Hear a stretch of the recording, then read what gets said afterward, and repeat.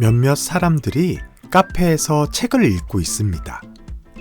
책이 많은 걸 보니 커피나 차를 마시면서 책을 읽는 북카페인 것 같은데요.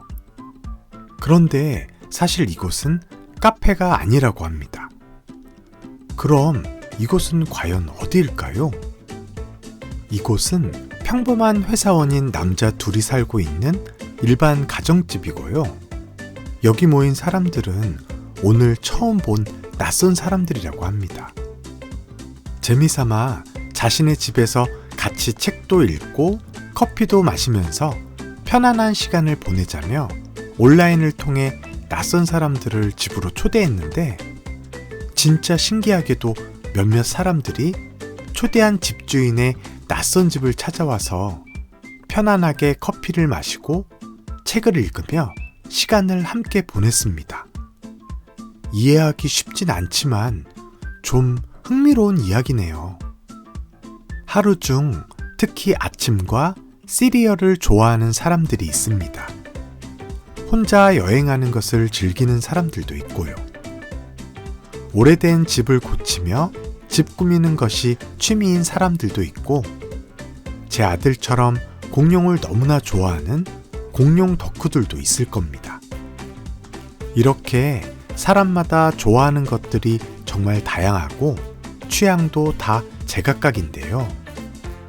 오늘은 2021년 9월 당근마켓으로부터 10억 원을 투자받으며 화제가 되었고, 공통된 관심사를 가지고 있는 사람들이 남의 집에서 만나 서로 좋아하는 것들에 대해서 이야기하고 즐거운 시간을 보낼 수 있도록 남의 집을 통해 사람들을 연결시켜주는 창업 4년차 스타트업인 남의 집에 대한 이야기를 들려주려고 합니다.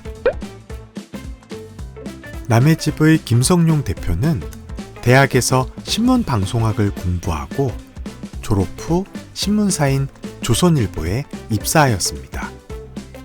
그리고 2012년 두 번째 회사로 카카오를 선택하고 6년간 카카오톡의 다양한 서비스 업무를 진행하였습니다.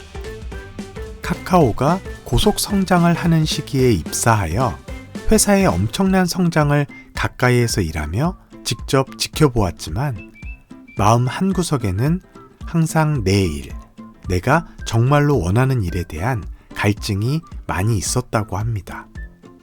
2017년 새해가 밝았을 때 연희동의 아는 형 집에서 함께 살고 있었던 김성용 대표는 현재 살고 있는 집을 활용해서 회사를 가지 않는 주말을 이용해 카페 혹은 레스토랑 같은 뭔가 재미있는 일들을 벌려보기로 다짐을 하게 됩니다.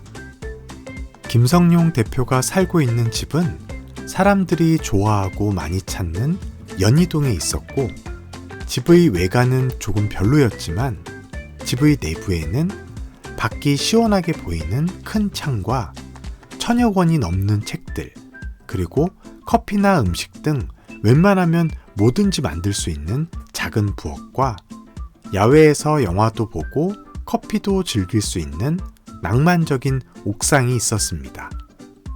에어비앤비는 남의 집에서 사람들을 재우기도 하는데 남의 집에서 2-3시간 보내는 게 어려울까?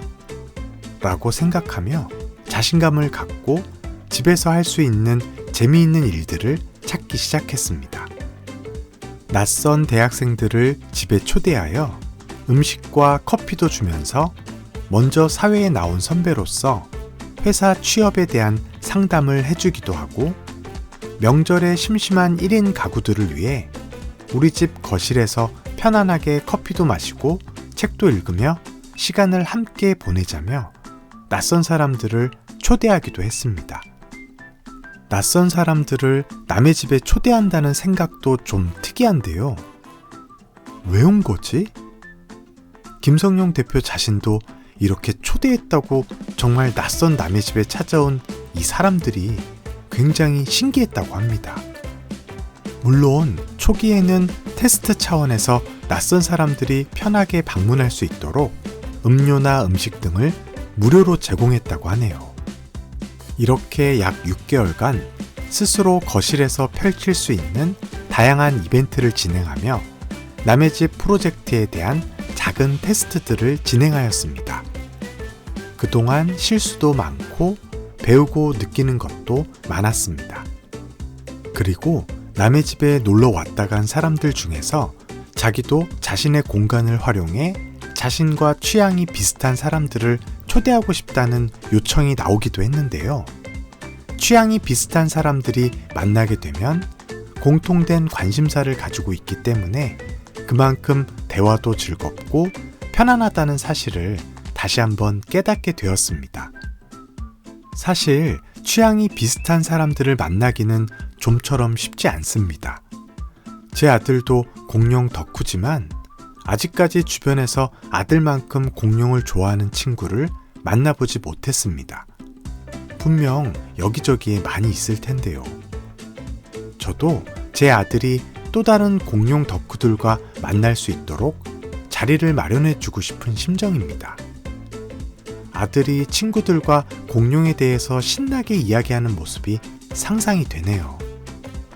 이처럼 김성룡 대표는 직접 자신의 집에서 낯선 사람들을 초대하는 이벤트 이외에도 다른 사람들이 개인의 집을 통해 취향이 비슷한 사람들을 만나 즐거운 대화를 나눌 수 있도록 사람들을 연결시켜 줘야겠다는 생각을 하기 시작합니다.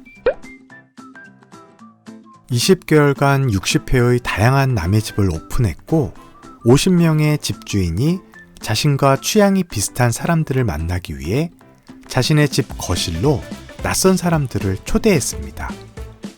좋아하는 음악을 함께 듣고 좋아하는 그림을 함께 보고 좋아하는 음식을 함께 먹으며 취향이 비슷한 사람들이 남의 집에서 집주인과 손님으로 만나 즐거운 대화를 나눈 것입니다.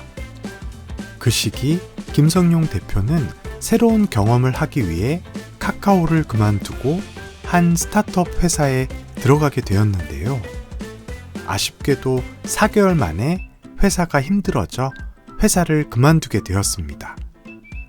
고민 끝에 이참에 남의 집을 본격적으로 운영해보자고 결심하고 2018년 8월 남의 집이라는 이름의 스타트업을 창업하게 됩니다. 그런데 본격적으로 사업을 시작한 지 얼마 되지 않아 코로나가 발생하였습니다. 사회적 거리두기로 인해 대면보다는 비대면이 강조되는 이 시기에 낯선 사람들끼리 남의 집에 모여 취향을 나눈다는 남의 집 서비스에 코로나는 적지 않은 부담을 안겨주었습니다. 직접 회사를 만들어 사업을 운영하다 어떤 일을 계기로 하고 있던 사업의 방향을 바꾸는 것을 피벗이라고 하는데요.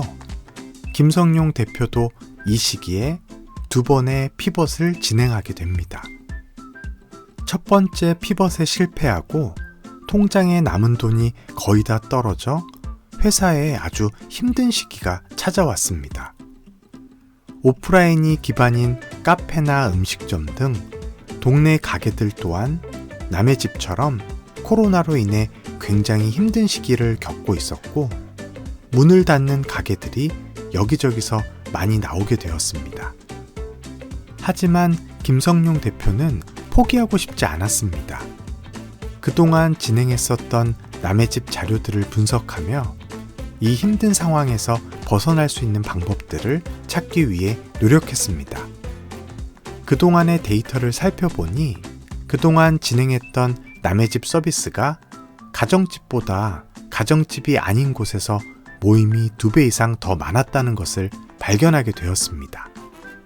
갓 구운 빵과 차를 마시며 빵을 좋아하는 사람들이 동네 빵집에서 빵집 주인과 즐거운 빵에 대한 이야기를 나누고 동네 서점에서는 서점 주인과 동네 사람들이 글쓰기 모임을 갖는 등 자신이 운영하는 가게에서 단골 손님을 만들기 위해 남의 집 서비스를 신청한 곳이 꽤 많았던 것입니다. 김성룡 대표는 이러한 가게들이 손님과 취향을 나누면서 동네에서 단골 손님을 만들어 가게를 좀 더 잘 운영할 수 있도록 동네 가게와 동네 손님들을 연결시켜주는 남의 집 서비스로 사업의 방향을 다시 한번 전환하였습니다. 이렇게 초반에 진행되었던 남의 집 거실 여행은 동네 가게 여행으로 전환되며 성공적인 피벗이 이루어지게 되었고, 남의 집은 동네 가게와 동네 손님들을 연결시켜주는 것으로 사업이 확장되었습니다. 그리고 동네에서 사람들끼리 중고 상품을 거래할 수 있도록 서비스를 제공해주고 있던 당근마켓은 남의 집이 동네의 모임을 이끌며 지역을 활성화시키는 것을 기대하며 남의 집에 10억 원을 투자하게 되었습니다. 김성용 대표는 당근마켓으로부터 투자받은 이야기를 글로 쓰며 죽다 살아난 이야기로 당시에 힘들었던 상황을 표현하기도 했습니다. 남의 집은 몇 번의 피벗을 통해 사업의 방향을 바꾸면서 사람들에게 가장 이상적인 서비스를 제안하기 위해 꾸준히 노력하고 있습니다.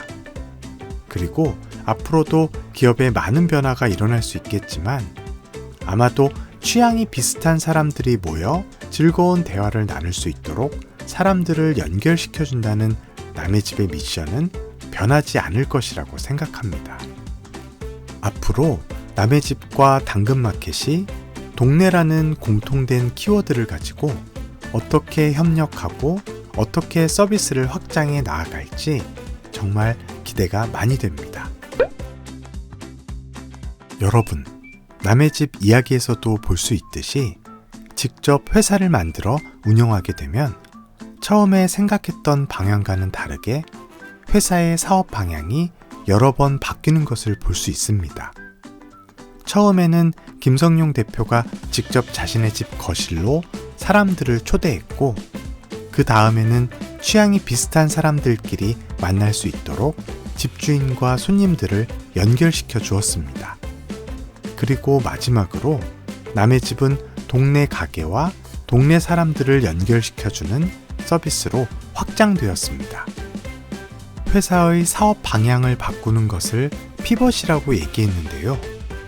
여러분의 인생 그리고 여러분의 꿈에도 많은 피벗이 일어날 것이라고 생각합니다. 자신만의 명확한 꿈을 갖는 것도 중요하지만 꿈은 계속해서 변화할 수 있다는 사실도 마음속에 넣어두었으면 좋겠습니다. 올해 초등학교 4학년이 되는 제 아들은 공룡을 너무 좋아해서 고생물학자가 되고 싶다고 합니다. 하지만 10년 후에는 어떤 모습으로 성장해 있을지 아무도 모를 것입니다. 그리고 실제 고생물학자가 되었지만 그 꿈이 자신의 취향이 아니라는 것을 발견할 수도 있을 것입니다.